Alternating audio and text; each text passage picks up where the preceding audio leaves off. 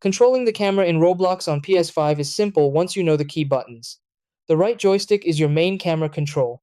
Move it to rotate the camera around your character and adjust your viewing angle. If you press down on that same stick, the R3 button, you'll switch into first-person view for a more immersive experience. Press it again to return to third person in most games. For deeper camera customization, press the Options button on your PS5 controller to open the in-game menu. Go to Settings, then head to the General section. Here you'll find the Field of View slider. Increasing FOV lets you see more of the world at once, while lowering it zooms your view in closer. If parts of your screen look cut off, that's not a Roblox issue, it's your PS5 display settings.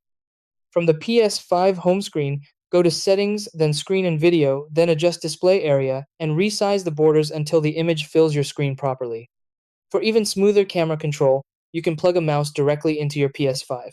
Some Roblox experiences also include on-screen point of view buttons or custom sensitivity settings inside their own menus.